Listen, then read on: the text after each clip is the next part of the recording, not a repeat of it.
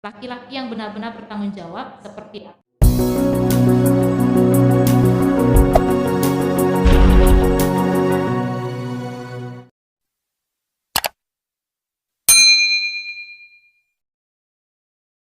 Oke, selamat sore Dek Dia. Hadir di podcast Wadesi ya. Pada sore hari ini agendanya itu arti kesetiaan. Ya. Apa tuh? Kesetiaan menurut Dek Dia nih. Intinya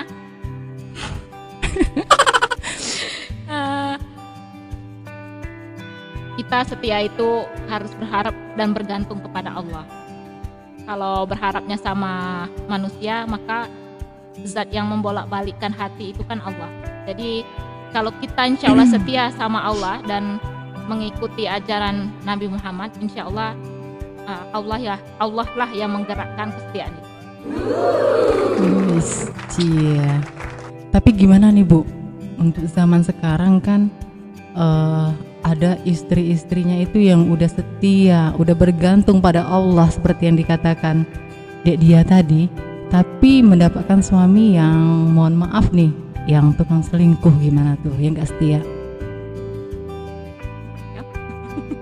Gimana? Ya, mungkin itu ujian seorang istri, salah satu ujian seorang istri. Tergantung kita ya sebagai perempuan, kalau misalnya seperti itu suami, tinggal serahkan dengan Allah. Kalau memang misalnya tidak secara logika, kalau tidak hatinya tidak bisa lagi menerima, lebih banyak mudaratnya, lebih banyak dampak negatifnya, ya lebih baik diselesaikan dengan baik-baik. Ya. Dek Dia udah berapa tahun nih menikah sama suami? Lebih kurang 8 tahun. Udah 8 tahun sudah ya? masuk 9. 9 tahun. Selama 9 tahun berumah tangga, itu pasti ada suka dan dukanya ya. Ada kerikil-kerikil kecil lah itu dalam rumah tangga. Itu biasanya permasalahannya masalah apa tuh, Dek?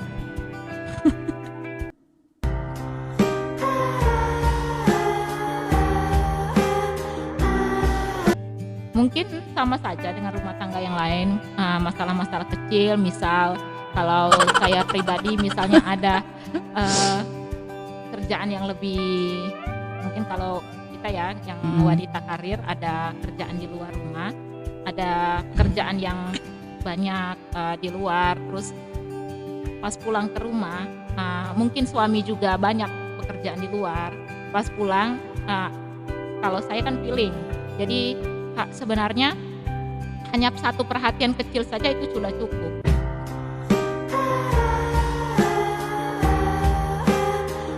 Dan hal kecil itulah yang terkadang bukan hal kecil itu yang membuat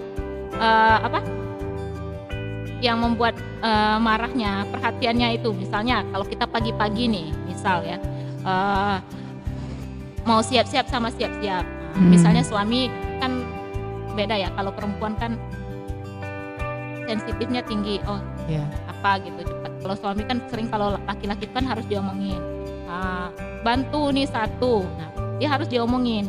Tapi terkadang perempuan ini karena merasa pasti suaminya tuh feelingnya kuat, padahal enggak gitu kan. Misalnya kita sampai mungkin dia tahu nih kita banyak kerjaan, cuci piring misalnya, apa-apa di rumah pasti dia bantu, padahal enggak, dia enggak sensitif ke situ. Nah itu terjadi miskomunikasi, dan itulah pembuat pemicunya gitu, karena sama-sama capek gitu.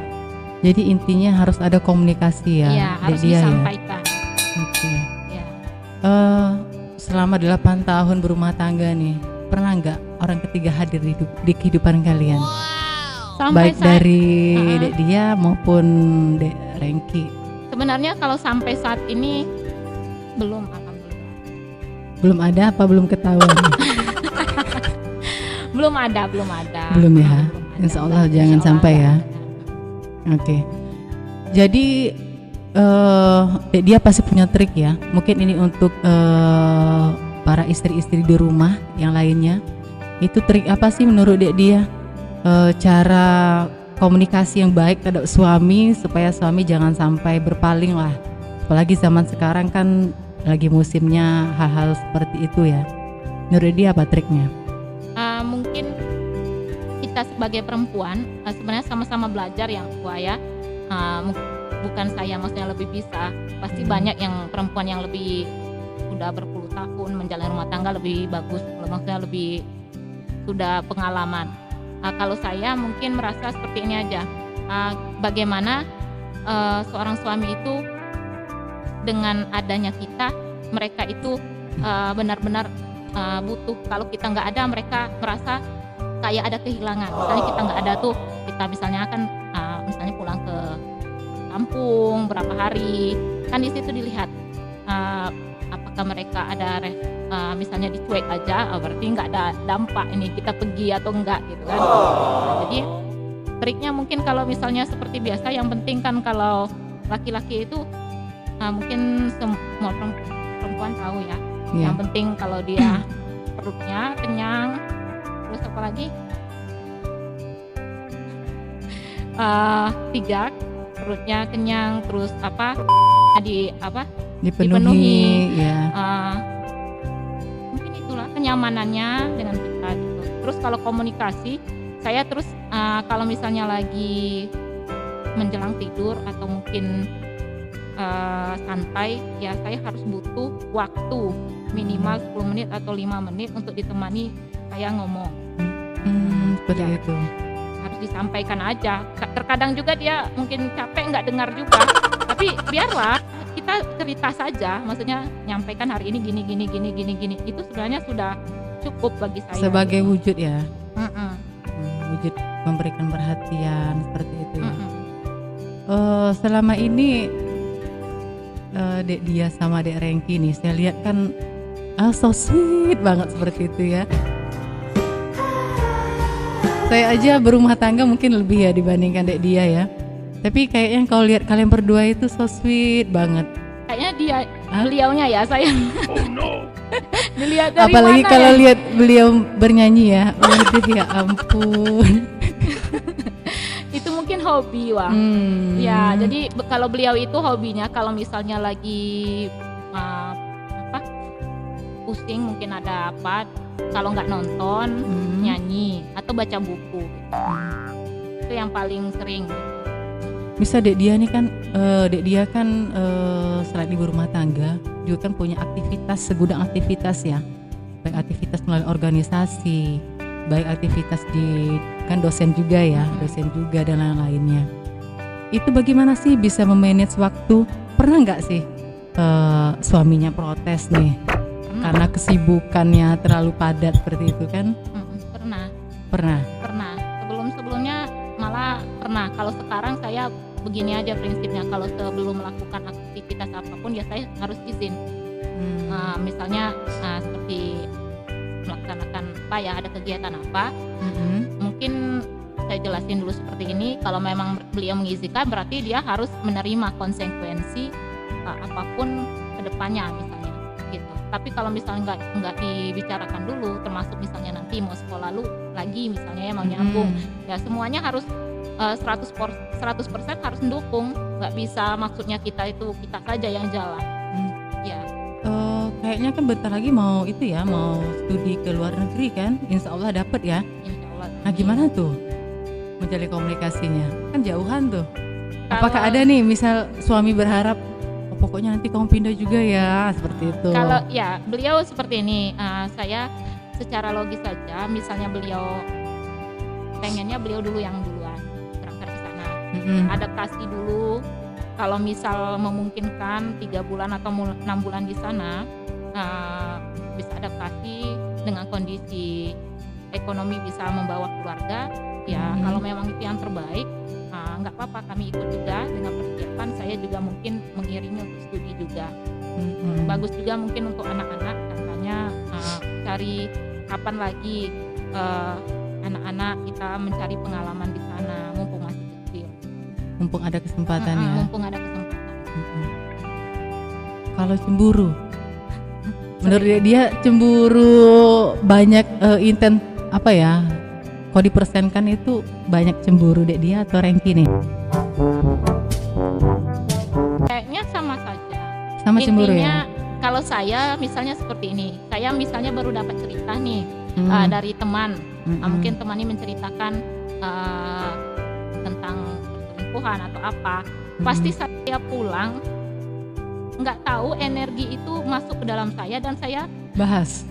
dan saya melampiaskan kepada beliau seolah-olah tuh tersangka juga perasaan padahal orang yang cerita gitu. Nah, jadi kalau misalnya tingkat cemburunya misal ya, terkadang juga kita lihat di Facebook padahal kita nggak tahu, misalnya orang komen kok kayaknya komennya beda, misalnya kita nggak kenal, kecuali udah kenal atau apa ya, komennya dia beda atau apa, itu ada rasa cemburu. Nggak mungkin kalau kita nggak cemburu berarti nggak ini. Berarti nggak cinta ya? Nggak sayang ya. Tapi cemburunya masih di kadar yang Iya, normal iya. ya? Tergantung beliau juga, misalnya katanya misalnya dia menjelaskan siapa dan ini ya saya menerima juga. Nggak, kalau cemburu apa seperti orang apa over protektif ya, yang benar-benar itu enggak ini ya? enggak. Enggak ya? Yang Tapi kalau ke kepercayaan. kalau dari Rengkinya Dari beliaunya cemburu nggak nih sama adik dia nih? ya tergantung, kalau misalnya kita Pernah nggak ribut gara-gara itu? Gara-gara cemburunya? pernah, banyak juga dengan Oh, dari pernah beliau ya? juga, dari saya juga seperti itu. Itu manusiawi wah. Sekarang ini banyak grup alumni ya, terkadang rusak itu gara-gara alumni. Nah, kalau adik dia gimana nih? Alumni yang mana? Konteks alumni itu seperti apa menurut adik dia? Ya, kalau Apakah perlu nggak nih kalau alumni, misalnya misal alumni SMA, iya, alumni kalau misalnya SMP? alumni itu bisa membawa untuk kebaikan untuk apa, ya nggak apa-apa juga. Nah, tapi kalau misalnya di alumni itu membahas sesuatu yang membuat pasangan kita merasa nggak nyaman, ya sebaiknya diberhentikan.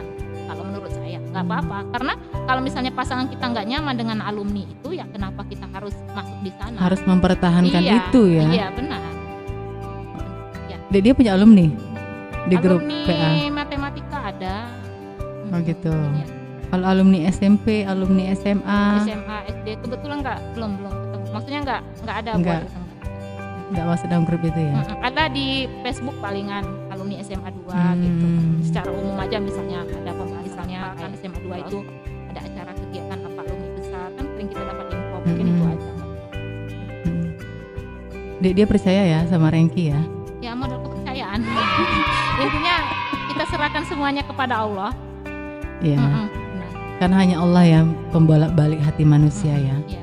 Karena sekuat apapun kita berusaha dan mencoba untuk mempertahankan satu hubungan, apalagi rumah tangga, memberikan kepercayaan yang sepenuhnya terhadap pasangan, jika pasangan tersebut dari hatinya memang benar-benar tidak akan melakukan hal itu, maka tidak akan terjadi. Iya. Seperti itu. Satu lagi nih, arti anak di kehidupan. Anak kita. Iya. Oke.